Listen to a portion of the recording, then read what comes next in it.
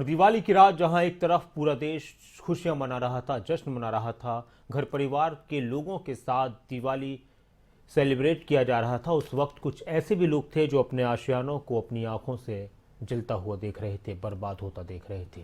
इन लोगों की दिवाली की रात किसी दर्दनाक सपने से कम नहीं थी।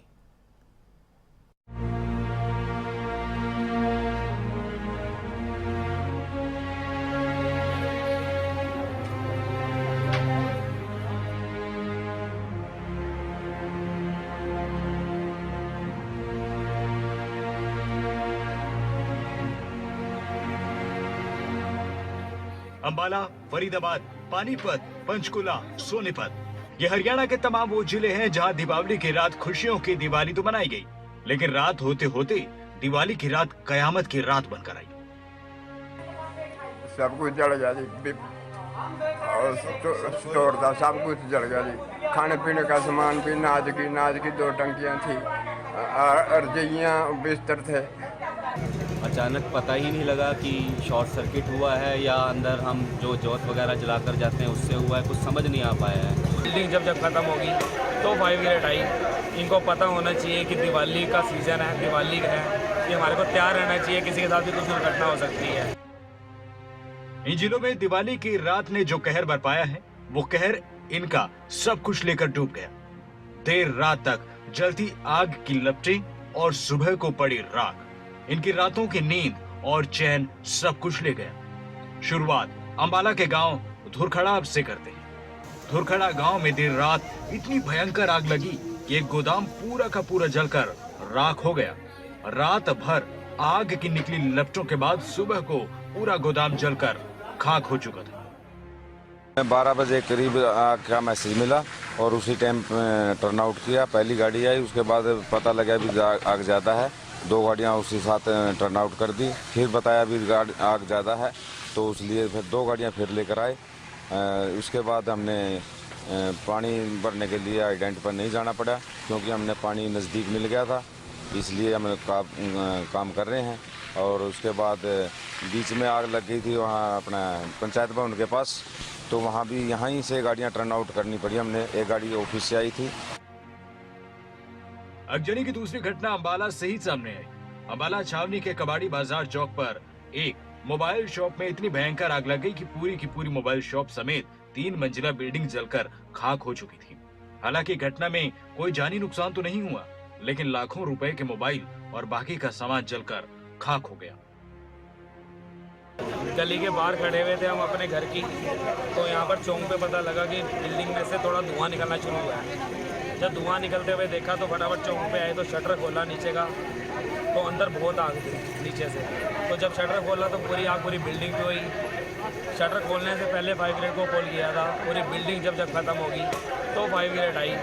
इनको पता होना चाहिए कि दिवाली का सीज़न है, दिवाली है, कि हमारे को तैयार रहना चाहिए, किसी के साथ भी कुछ दुर्घटना हो सकती है। पर इनकी सर्विस पुअर है। पूरे 20 मिनट बताए जब पूरी बिल्डिंग खत्म हो गई हमारी।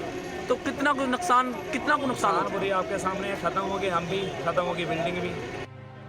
अगजनी की तीसरी घटना फरीदाबाद के सेक्टर 76 पार्क रेजिडेंसी के सामने आया। बिल्डिंग के 18वें माले पर आग लग गई। जानकारी के मुताबिक शॉर्ट सर्किट की वजह से यह हादसा हुआ, जिससे कि पूरा फ्लैट जलकर खाक हो गया।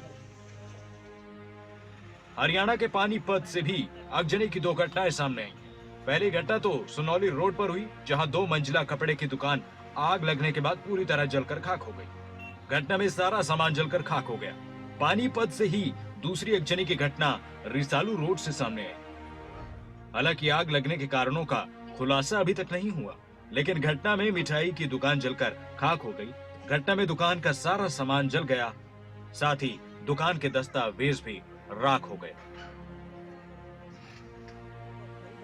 अगजनी की अगली घटना सोनीपत सिंघू बॉर्डर से सामने आई। किसानों की झोपड़ियों में आग लगने की वजह से झोपड़ियां जलकर खाक हो गई। घटना की सूचना मिलते ही दमकल विभाग की टीम मौके पर पहुंची। आग पर काबू तो पा लिया गया, लेकिन जब तक आग पर काबू पाने की कोशिशें हुई, तब तक सब कुछ जलकर राख हो गया।